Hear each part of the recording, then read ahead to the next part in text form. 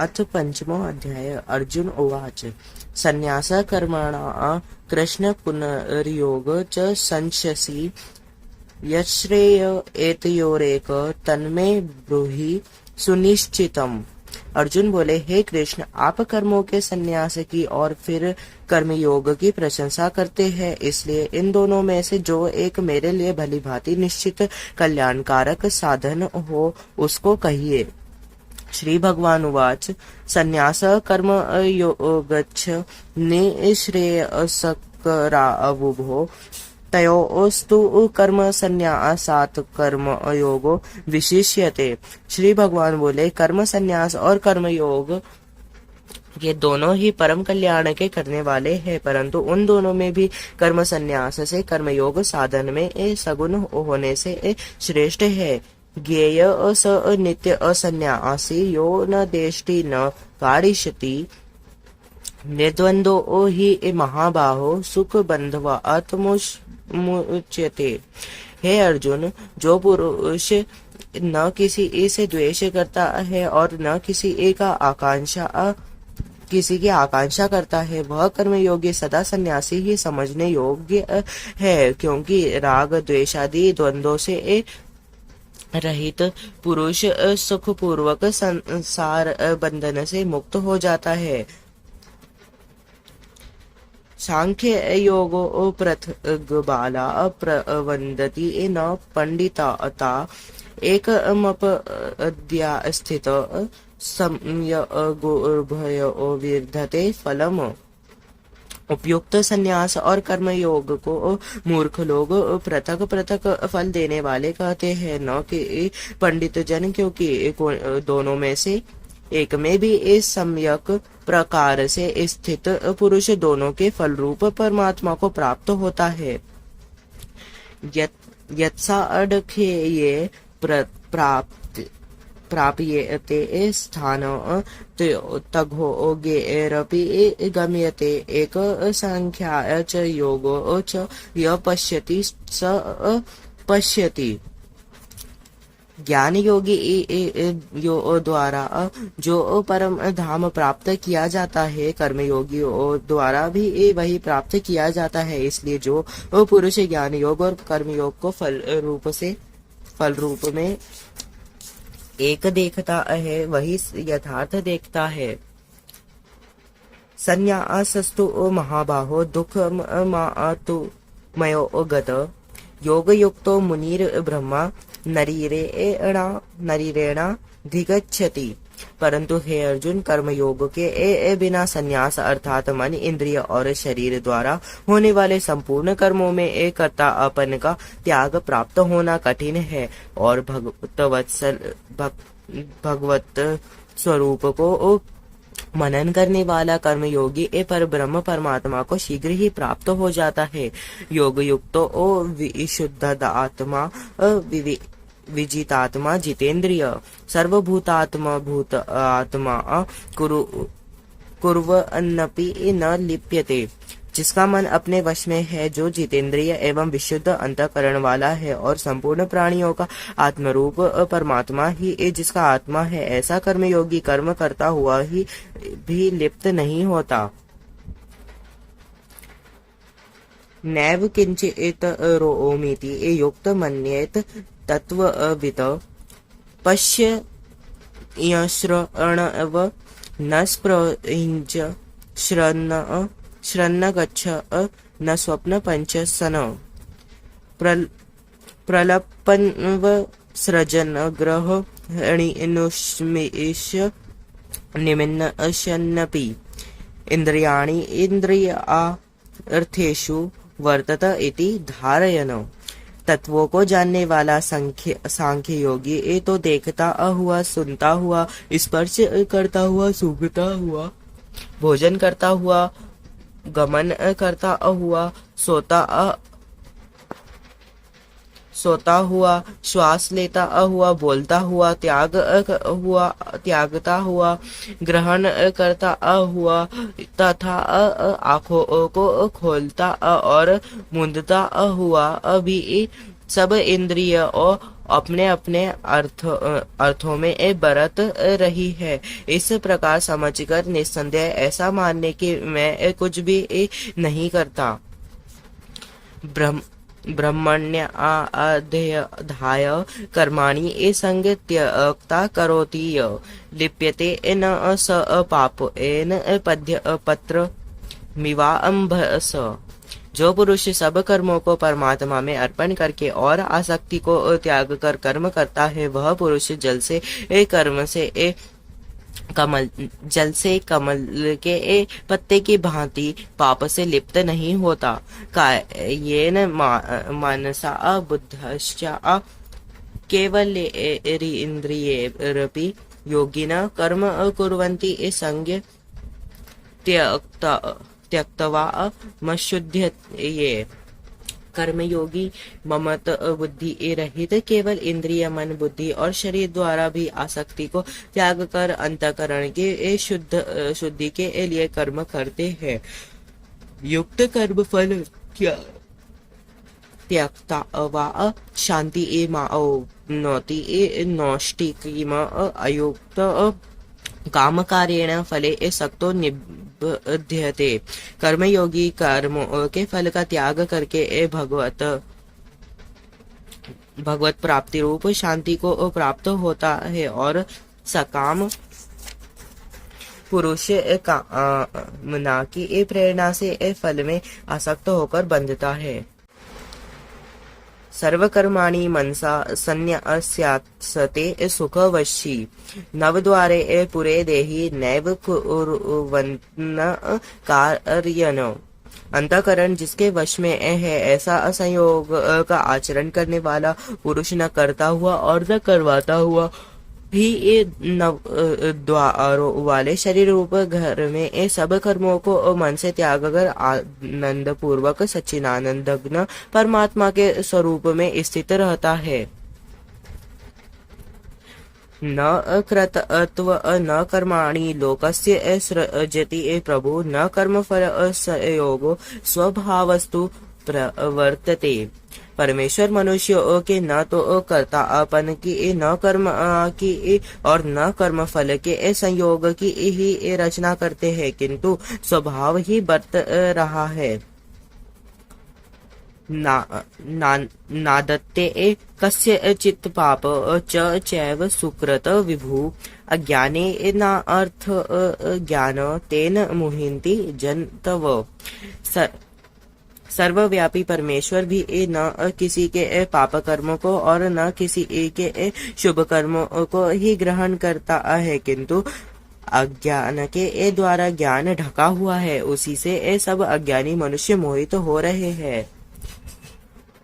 ज्ञानेन तु तद्ज्ञान येषा नासीत्मात्मनः तेषामादिद्वित्वज्ञान प्रकाश्यति तत्परम्। परंतु जिनका वह अज्ञान परमात्मा में तत्व ज्ञान द्वारा नष्ट कर दिया गया है, उनका वह ज्ञान सूर्य के सदृश उस सच्चिदानंदघ्न परमात्मा को प्रकाशित कर देता है।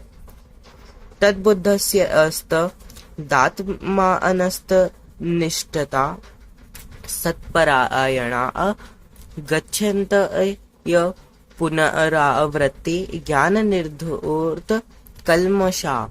जिनका मन तद्रूप हो रहा है, जिनकी बुद्धि तद्रूप हो रही है और सच्चिदानंद परमात्मा में ही जिनकी निरंतर एक ही भाव से स्थिति है, ऐसे तत्परायण पुरुष ज्ञान के द्वारा पाप रहित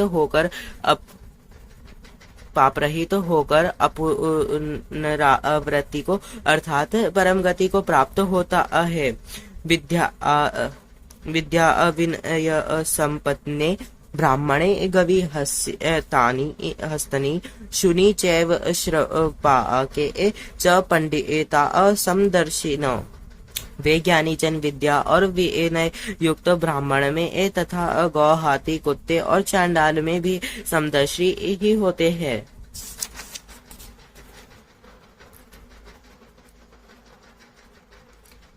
इहैव ते जित सर्गो येषा असाम्ये स्थित मन निर्दोष हि संब्रह्म तस्माद् ब्रह्माणि ते स्थिता।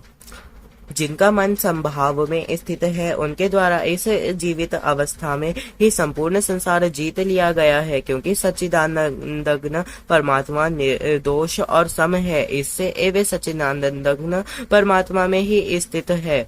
न प्रहेष्य प्रिय प्राप्य नोदीजेत प्राप्य चाप्रिय स्थिर बुद्धि समूढ़ो ब्रह्मा विद्याविद ब्रह्मणि स्थित।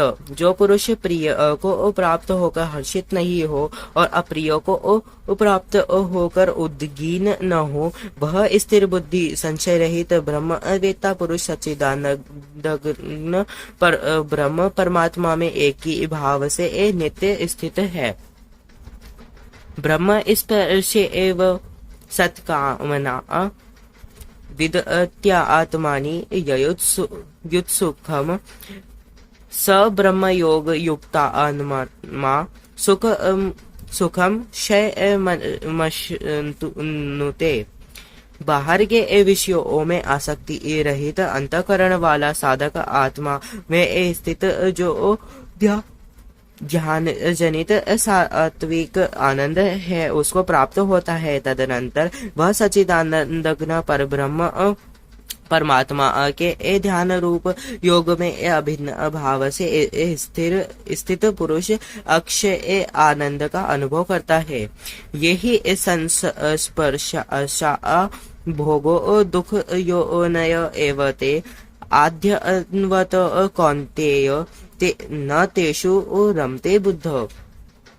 जो ये इंद्रिय तथा विषयों में संयोग से उत्पन्न होने वाला सब भोग है, यद्यपि ये विषय पुरुषों को सुख रूप भासते हैं, तो भी दुख के ही हेतु है, आदि अंत वाले अर्थात अनित्य है। इसलिए हे अर्जुन, बुद्धिमान विवेकी पुरुष उनमें नहीं रमता। संकोति है वह छोड़ू प्राक्य शरीर विमोषणात् काम क्रोधो अनुभव वैज्ञ स युक्त स सुखी नर। जो साधक इस मनुष्य शरीर में शरीर का नाश होने से पहले ही काम क्रोध से उत्पन्न होने वाले वेग को सहन करने में समर्थ हो जाता है, वही पुरुष योगी है और वही सुखी है। यो अन्नत सुखो अन्नतरार मस्तात् ज्योतिरे य स योगी ब्रह्म निर्वाणा ब्रह्मभूतो अधिगच्छति।